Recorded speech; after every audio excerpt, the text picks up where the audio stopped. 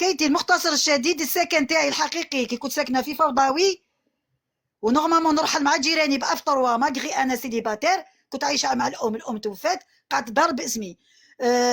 بوتفليقه دار ارحمها. مرسوم رئاسي عندها مده، وكاع على بالكم بلي ما كاش حاجه يسموها انا في دو.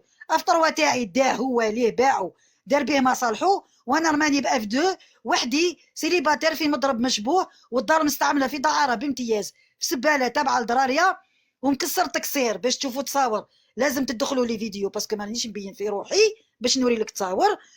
درت الطعون في هذا الشأن مدة عام، خرجت طعن مرفوض، قلت أمري لله، روح نسقم داري. لقيت بوليسي شرطي سابق دالي داري، مع الوقت فهمت بلي البوليسي المير هو حطه لي تما، حكاية راهي كبيرة. درتها في العدالة باش يخرجوا الراجل، لا حياة لمن تنادي، باسكو كلش راهي معرفة من الفوق للتحت. خرجت بالكرتون انا ذاك عامين في لابلاصه تاع سطاوالي، استنجد بالرئيس الجمهوريه، لا حياه لما تنادي. كي شفت روحي خسرت، دخلت في مسيره التليفون. عندي 4 سنين، شهر الجارح عندي 4 سنين في التواصل الاجتماعي وانا نوصل صوتي، وكانت الصدمه الكبيره هنا ما لقيتها لا مني لا من جيراني تاع الفوضوي ولا من بلديه سطاوالي ولا من الشعب الجزائري. وقعدت ننسيستي مع التليفون تاعي، بالعقل بالعقل، الناس راهي معايا، اللي تسب اللي تسب واللي دير واللي دير. مؤخرا عاودت ديسيديت، استغفر الله يا ربي، في الجوان اللي فات 3 سنين وانا نهضر على توفيق حراق رئيس بلديه سطاوالي، سرق لي حقي كذا وكذا، باسكو عنده نفوذ وعنده جنرالات في كتافه. قرر انه يرفع لي قضيه قذف وتشهير في زيرالدا جوان الماضي. درت عليها فيديو وقلت باللي ديجا اني قررت تاني نعاود نخرج امام المقر البلديه الخطره قدام الاميري. خرجت لو 15 سبتمبر 2026 قدام الاميري الى يومنا هذا. صبت صعوبات مع لابوليس، صبت صعوبات مع لابوليس، يرفدوني يدوني مرمدوني، هادي صوروني في زيغالدا، داروا لي زومبريت كشغل انا مجرمه، غادتني عمري كيفاش اني يصوروني ياخذوا لي زومبرينت، مرمدوني يحطوني في باس بوليس، ينحوا لي الكرتون، يخلوني نروح للدار. ومن بعد ومن بعد ومن بعد جاب ربي الوقفه هذه خلات المحكمه تتحرك وتعيط لي لويسي جوستيس باش يقولوا لي عندك جلسه مؤجله في المحكمه بالقذف والتشهير. قلت لها كيفاش مؤجله؟ قلت لها ما عنديش انا الكونفوكاسيون الاولى. قالت لي مؤجله وخلاص.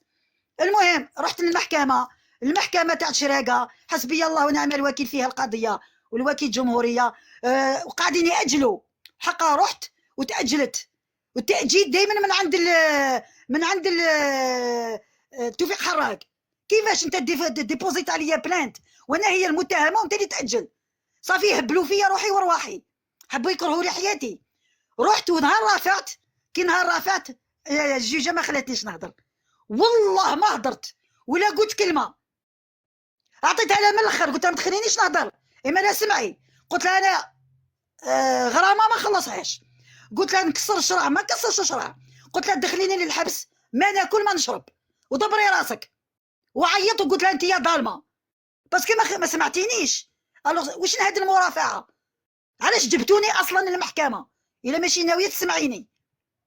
هذا هو المنطق. المهم رحت وليت للدار. الحكم سيتي لو 29 جانفي، ما قدرتش نروح باسكو هذيك الليله اللي داروا هذاك الريح القوي خفت نروح. رحت لحد لي مليل باش نعرف وقتاش هذا التاجيل هذا. سيتي 5 فيفري. فاطمه دقيقه خلاص فاطمه حنكمل. دقيقه شوفي اختي كي دقيقه حنكمل خلاص حنكمل. كي لحقت 5 فيفري، كي لحقت 5 فيفري باش تقول الحكم كاين بزاف، الحبس وهادي والغاء 5 ملايين، واحد دينار جزائري ما فهمت والو. بصح هي كي دارت الحكم داراتو كشغل انا غير موجوده، ما عيطتناش باش نحضروا للقدام. انا نط ليها رحت لقدام، قلت لها مدام ما فهمتش راني هنا، انت قلتي الحكم شغل انا ما جيتش. قلت لها معليش تعاودوه لي. قلت لها قلتي بزاف عفايس ما فهمتش. تعاود رابيد، هذه الجوجه تهضر رابيد، تهضر رابيد بطريقه اف 10 هذه ماشي اف 2. انا عاودت لي ما فهمتش. المهم بديت نعيط، درت طنطانو، قلت لها هذه ماشي افير ديجا. علاش كي هكذا علاش تخلوا الواحد يديبلاسي يروح للمحكمه؟ علاش تخلوا الواحد يديبلاسي يروح للمحكمه؟ لو كان جيت في غردي السمانه الجايه ندي الحكم في غردي. المهم درت كارثه تاني بالعياط، شفتوا كي جمهوريه واحد اخر فهمني الحكم وشنو هو، اعطاني الحكم، قلت له تفاصيل انا مانيش مطبقاته، ما على باليش بيكم، ومازالني ندير في الفيديوهات، ومازالني نخرج بالكرتون، ما رفدوني، ما داوني الحبس، ودوروا